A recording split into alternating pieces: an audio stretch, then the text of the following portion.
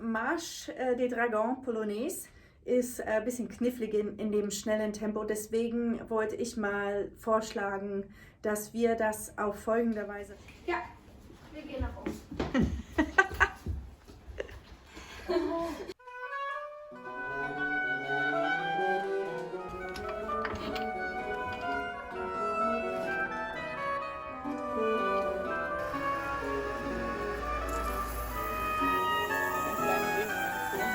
Bin ich persönlich zu ihm gefahren.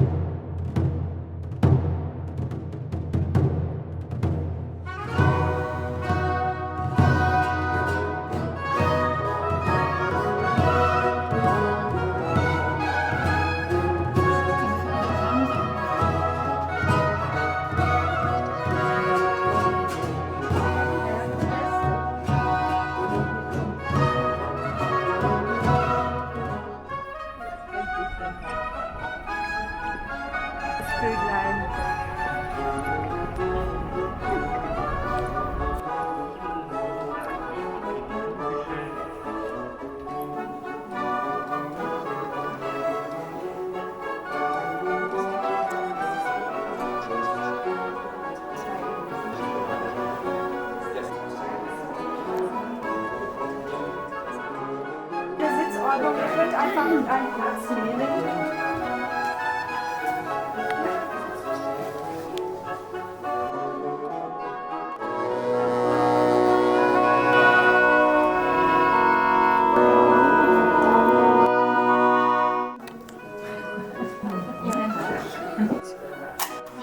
Ihr werdet aussehen wie die Feen, wenn ihr das macht. Sie sieht in allem gut aus.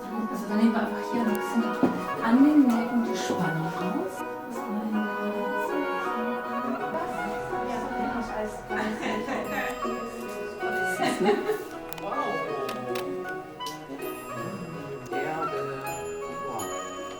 Ich habe das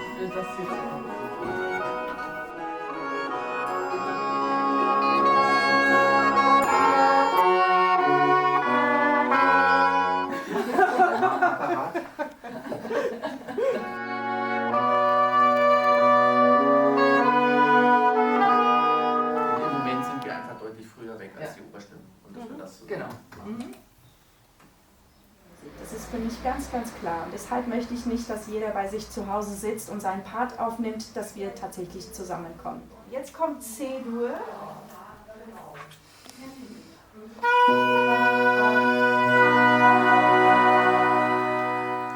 C-Dur.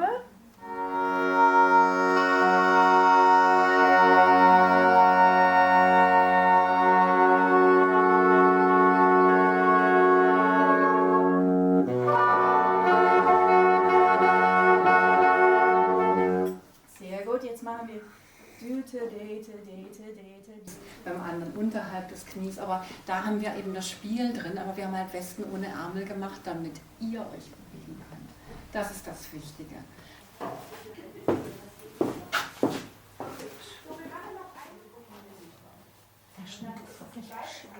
You can breathe in it. Your body can breathe. It's not so hot like polyester. Exactly.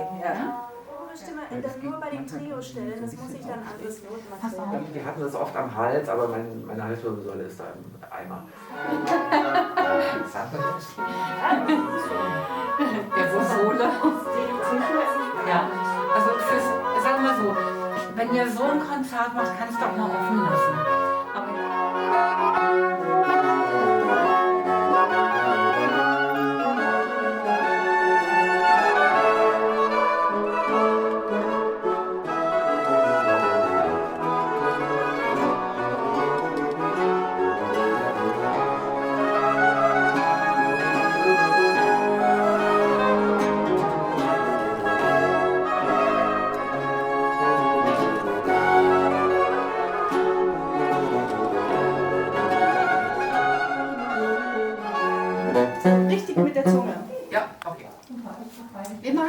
von vorne und gucken wir, ob das Tempo ein kleines... Es kommt vielleicht raus, das Tempo ein wenig bei eurem, aber vielleicht könnt ihr es auch halten. Weg hier. Das ist ja, Zu spielen. Wow. Ich erinnere mich, dass es bei der Mama ist. Wir spielen einfach das ganze Material. Auch da, wo Trio steht, spielt ihr einfach mit. Und dann gibt es den Lohr.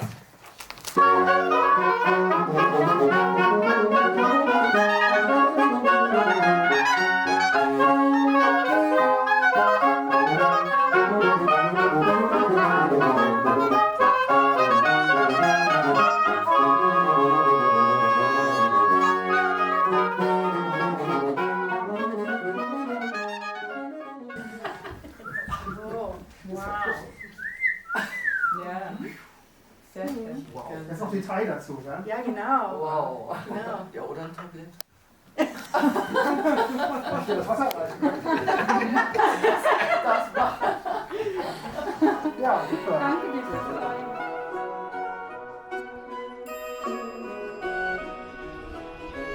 Das ist teuer für so.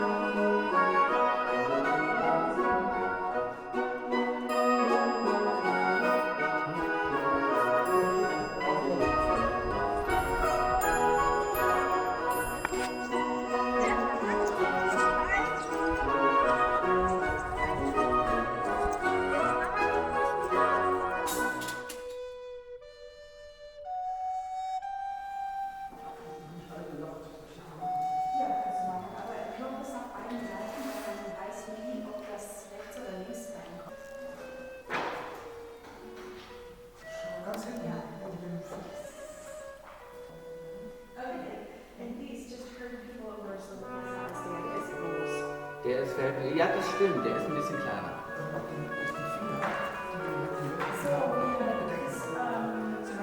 Ich dachte, wir machen so ein bisschen einspielen und ankommen jetzt in die frische Luft, indem wir uns einfach viel größer uns vorstellen. Ihr nehmt einfach ganz viel Raum ein.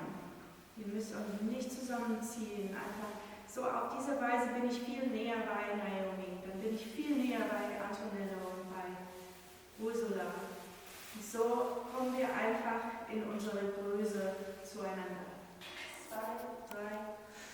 Wedele, wedele, wedele, wedele, wedele, wedele, wedele, wedele. Genau. Der Ankunft ist der zweite Takt sozusagen, also der Schlusston ist der zweite Takt. Sehr gut.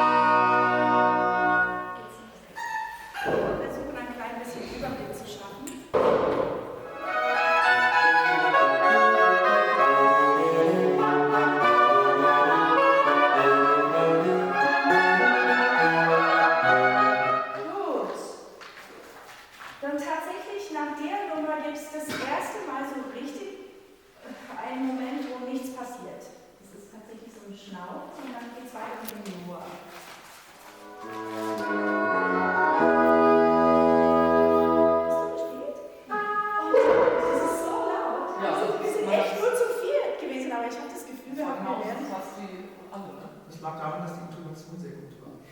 Dann ging es mir auch.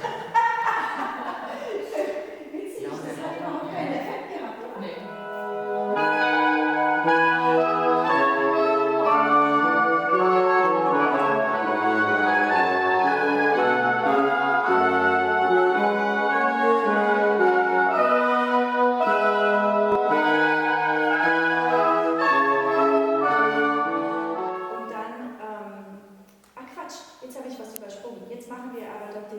here.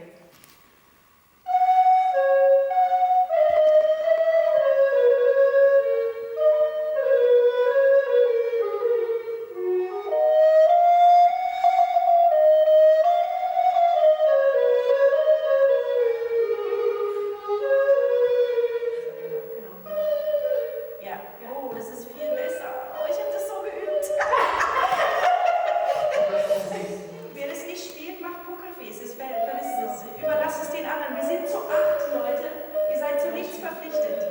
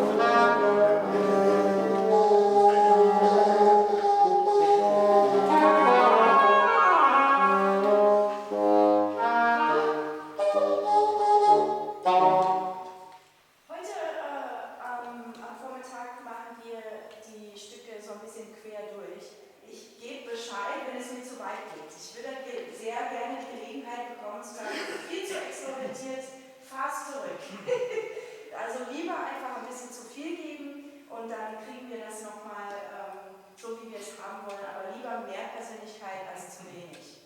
Ein A.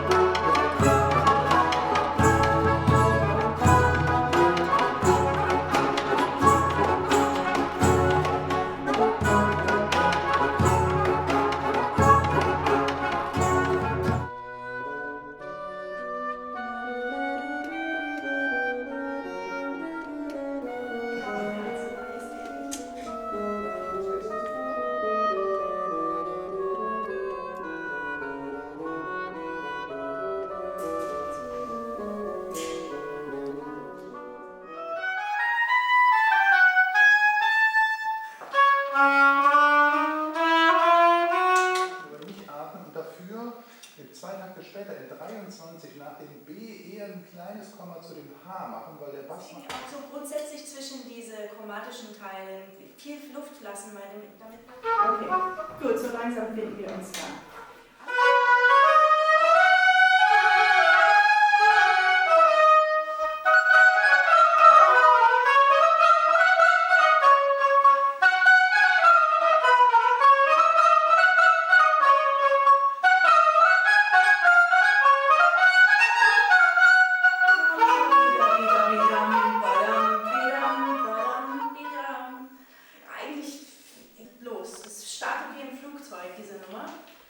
Und wir gucken, dass wir wirklich sehr, sehr deutlich unseren ersten Takt zusammenfassen. Schwamm, schwabbi, dabi, dabi, dann. Wieder sehr leicht in Egal, nicht besonders. Ich will es euch nur einmal zeigen, wie das.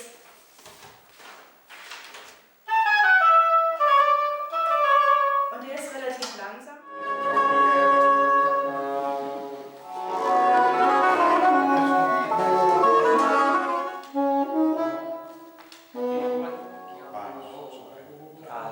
Takt 14, also das ist vor von 15 oder von 14? Von 15.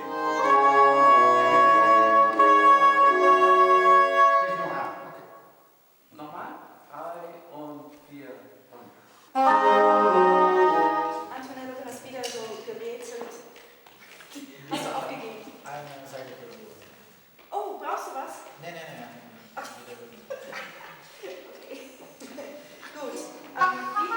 Mach einfach nach Gefühl. Machst du jetzt nach Gefühl, aber hoffentlich komme ich richtig rein. Ich kann Zirkulationstrommeln.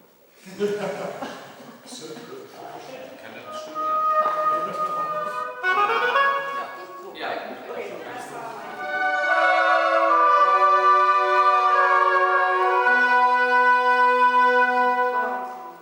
Zum Beispiel. Und dann kommt ihr dazu. Okay, nochmal von vorne. Lässt ihr ein bisschen mehr Platz zwischen den Tönen einfach. Also die Richtung bleibt, die Musikalität, aber nicht so dicht spielen, dass wir mehr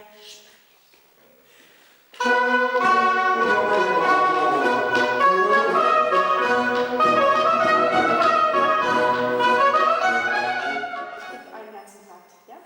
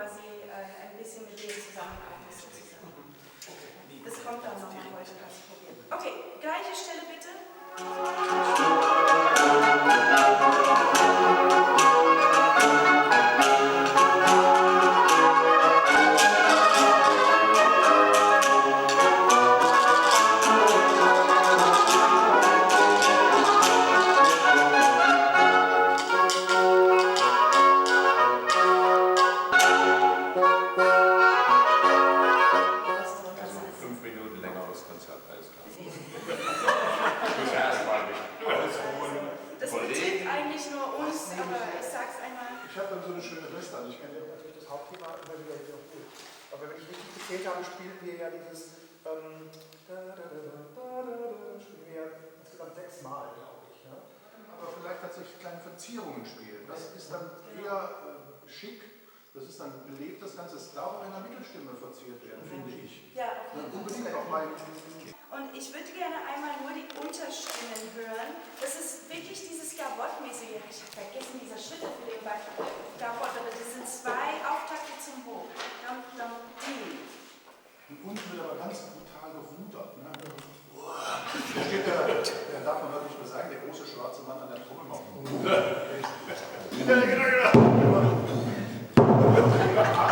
Das bearbeitet die Tiere, das sehen wir aber. Das ist nicht das große Park und alle saufen.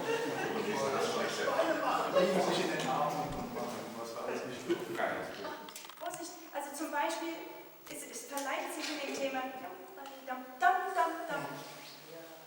Ja, badi dum. Oder eigentlich, ich singe es auch falsch. Badi dum.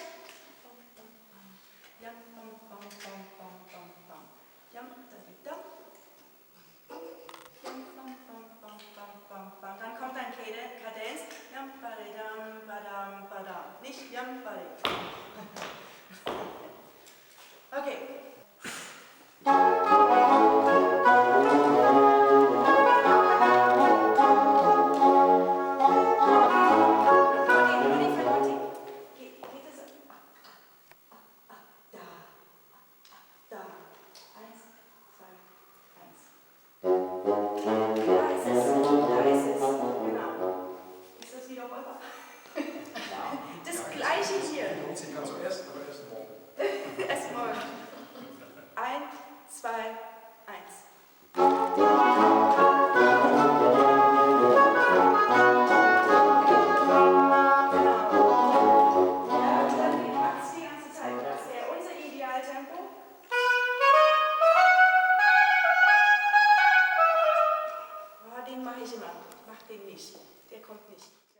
Wir können ja nach Du dem bist Maßen so arbeiten, schick, Peter. Das sieht ganz gut, also brauchst nur erscheinen. Dann ist schon.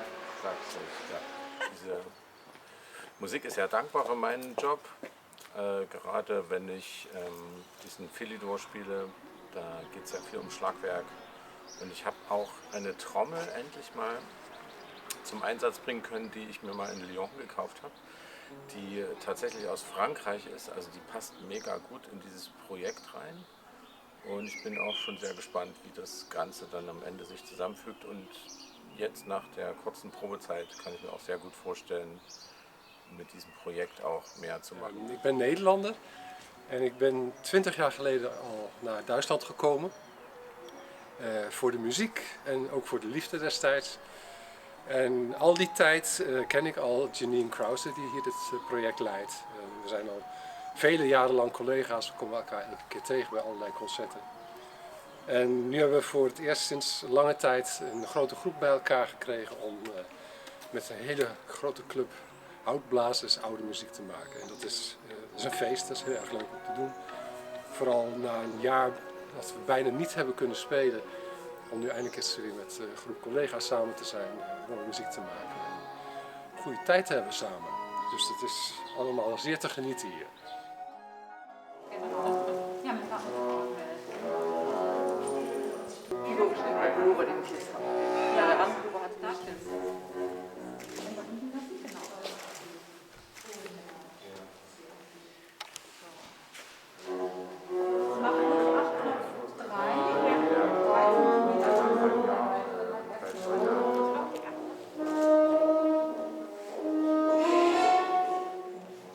Wie möchtest du mich haben? Das bin ich nicht so gewohnt. Mit Oboe geht's, aber ohne Oboe weiß ich nicht. Doch, schon passiert. Soll ich einmal die Maske absetzen? Gerne. Oh, die Brille. Nee, die ist auch weg. Okay. Ja.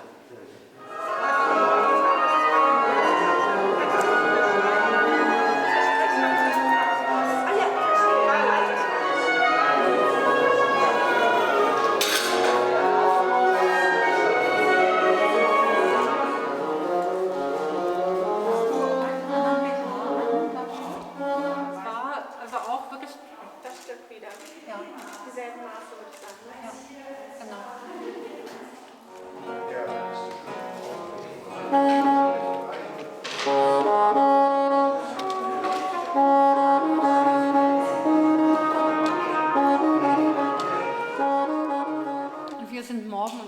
Morgen bei euch. Geistig, energetisch, weil in der Kleidung steckt so viel Liebe drin. Wir haben es so gut gemacht, wie wir konnten. Fühlt euch wohl und versucht, die Kleidung zu vergessen. Wir haben unser Bestes gegeben und im Licht, im Team, im Ensemble wird das in der Menge großartig aussehen. Und wenn ihr nochmal weiter Aufnahmen anschaut, alles schwarz und dann die Westen da drauf, das ist sowas Schönes. Ja? Viel Erfolg und danke für euer Vertrauen. Wir heißen Symphonie des Dragons und wir sind eine Oboenband mit dem Vorbild aus Versailles um die 1700 etwa. Und so passt ihr Haus ganz perfekt. Ich glaube, es sind 1705 gebaut. 1706 bis 1712. Dann ist es perfekt. Die Musik kommt aus einer Sammlung von 1705.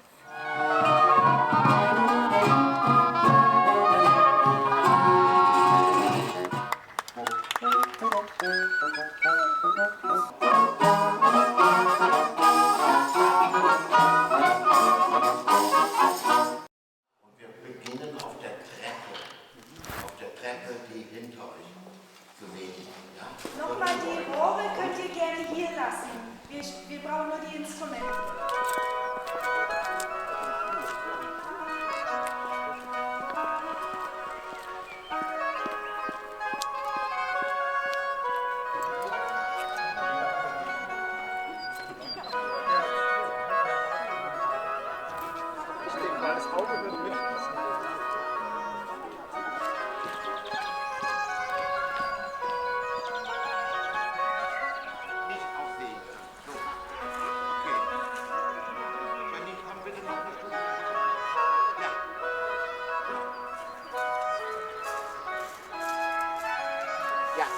Nein, die bestanden gut. Die. Stopp.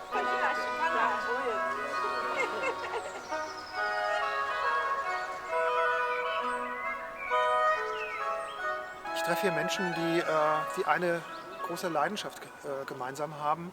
Das ist die barocke Instrumentalmusik, insbesondere barocke Blasmusik, Bläsermusik.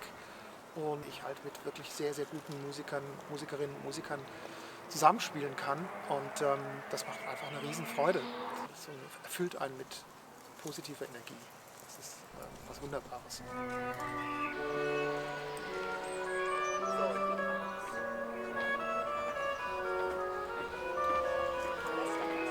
Ja.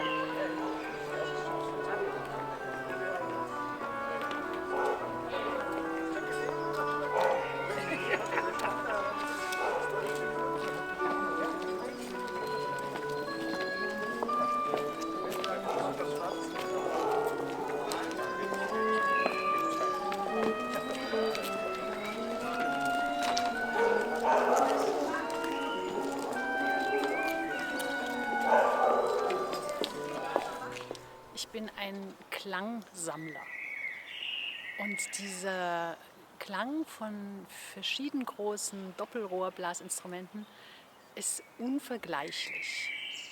Und wenn man das beschreiben möchte, also es wird oft gesagt, es sei ein erdiger Klang. Das finde ich sehr schön, weil das tatsächlich so was in Verbindung mit dem Boden hat. Vielleicht liegt es auch an den Rohren, die aus der Erde rauswachsen und dann viel Holz, was wir brauchen. Ja. Es kann sein, dass das diesen Klang beeinflusst. Man braucht viel Luft, um dieses Rohr und das Holz zum Schwingen zu bringen.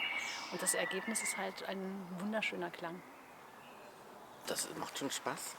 Also ja, so einfach so im Chor, also dass mal 2 oder 4 Oboen zusammenspielen, das passiert ja öfter, aber uns Fagotten gelingt das nicht so häufig.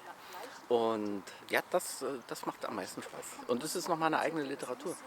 Wofür ist was geschrieben und teilweise ist es wirklich Gebrauchsmusik, aber für welche Anlässe und das lebt sich nochmal anders, wenn man es so erfahren kann. Das macht Spaß. Wir treffen uns hier in so einer großen Bläserbesetzung, das ist sehr ungewöhnlich, das hat man eigentlich eher sehr selten und wir sind also 4 Fagotte, 9 Oboen. Das ist einfach richtig toll, mal in dieser großen Besetzung zusammenzuspielen. Macht richtig Spaß, gerade mit den Fagottkollegen, weil wir sind normal in Projekten, da sitzt man dann entweder alleine mit dem Fagott oder vielleicht mal zwei. Aber mal so in dieser Formation, dann sieht man, der macht das so und der macht das so. Und dann, man kann auch so viel lernen nochmal von den Kollegen. Das ist einfach richtig klasse. Und man lernt Leute auf eine Art kennen, wo man bei Projekten normalerweise gar nicht so die Zeit dazu hat. Das ist einfach fantastisch. Oh, Symphonie de Dragon. This has just been a real journey. Since I played with Gonzalo Ruiz 10 years ago now, I've just been almost obsessed with the idea of continuing some kind of oboe band tradition. So I started a group here in the Frankfurt area, and we've just been able to grow and move together. The very fun thing about oboe band is that our colleagues from 350 years ago, they spent their whole careers together, and they were in many cases related to each other. So we know this from the sources. So they spent a lot of time playing this music together, and we know now a little bit about what that felt like because we've been playing together, many of us, for many years. So this is really great. It's, for me, I love playing the oboe, but really it starts to take on the more dimensions when we finally get to do it all together. So especially now with the Corona pandemic happening, this is a very special time that we can all be together and share this with each other. And we can tell that everyone that's even around here in this beautiful place where we're rehearsing in Schlitz, which belongs to Hessen, that they are really refreshed by the energy and the enthusiasm and the dancing aspect of this music. And really we go into every part of what it is to be human with this music. And what another thing I really love about the oboe and also about oboe band is that we, just like our oboe ancestors, are really serving in pretty much every function there is. So we will be there for church services, we'll be there for funerals, we will be there for weddings, we will be there for coronations. We will also provide dinner music. We also get up onto the stage and present great theatrical works, and we play music for the king to dance to. And that, it really reflects a lot about what we do today also as musicians. Most of us are, I think we are all freelance, so we are not beholden to a symphony that has a regular program. We serve where there's something to be served. And that can be in so many different capacities. As a soloist in front of a hall full of people, or it can be a Bach cantata in a church service, or it can be playing someone a song because it's his birthday. So we really get to serve in all these different functions, from the most simple folk kind of thing all the way up to the biggest stage with hundreds or thousands of people in the audience. I wouldn't want to give up any of that. I love every bit of that. I feel very dedicated to any aspect of that. And with an oboe band, which is based on the old bands from Versailles and the old German bands, basically any self-respecting court had its own set of musicians, and every self-respecting military regiment had its own set of musicians. We get to tie into that and understand how they made these things work, how they played with each other, and do this also today. So I feel a very strong connection to our colleagues from 350 years ago. We use their manuscripts, the facsimiles that we have, we've gotten from Versailles, from Dresden, been able to hold these things in our hands and look at them and play from them.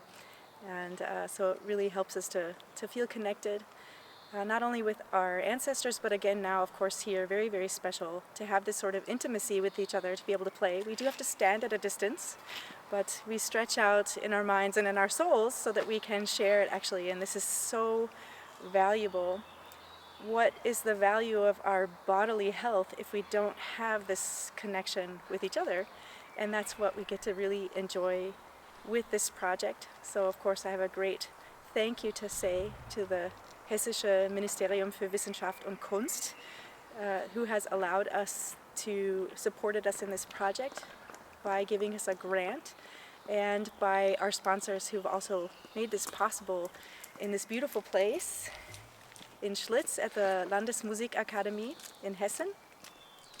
And our hope is that we will be able to continue to work together with our international group of dragons here in Europe and also in the United States. So just this group that we have here in Schlitz today comes from quite a number of different countries. We have someone from Japan. I'm American, but I've lived in Germany for 20 years. We have someone from Moldavia. We have a couple of men from Holland. We have someone from Great Britain. I'm sure I'm forgetting some. We have an Italian also. And we have a common language. Of course, we all speak German. Most of us speak English. But our common language really is this amazing Baroque music, which is a language in itself also. And very fun because this program is primarily a French program. So we've taken care to see that we have the correct instruments also, or at least coming in the right direction. There's always a compromise that's happening. We had to agree on which pitch we would play it. We've decided to play in 415 Hertz for this particular program. That's a compromise also. We feel comfortable that we can realize and stay true to the mission of the music at this pitch, and we have a good set of instruments, some of which have been built for us just for this program. Very pleased about that, including a tie, which is the middle voice, kind of like the tenor oboe, and something which is called an haut contre de hautbois. It's more of like an alto voice, and it's an oboe in A. Those are very special, rather rare instruments, and of course it's just magnificent to have 4 bassoons all in one room at one time, and we have such wonderful artists to work with here. I enjoy so much. Another aspect of this oboe band, I come from a choral tradition, so where a homogeneous sound is very valuable, and I love that still. And what I especially love about this group of amazing artists that I'm playing with now is that they are committed to a homogeneous choral sound, but they never lose their individual personalities. And I love this, and I encourage it, so that even when we have moments when we all play together, that everyone has an opportunity to come out and really share their personality. And everyone has their own sort of way of doing things, and that's what I think I really want to exploit in a way, and give them a stage to be who they are, but also appreciate their willingness to set that aside for a few moments where we really come together and become this whole, homogeneous group of people who have a similar mission, and that is simply to refresh our souls and just bring the delight of Baroque winds into the modern day.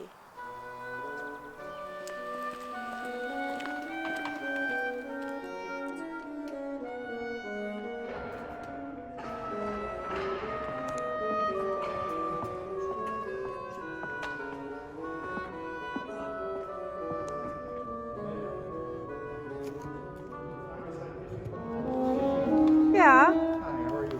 Hi, Edward.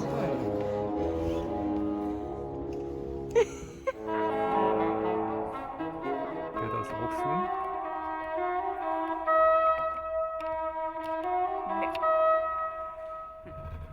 Ja.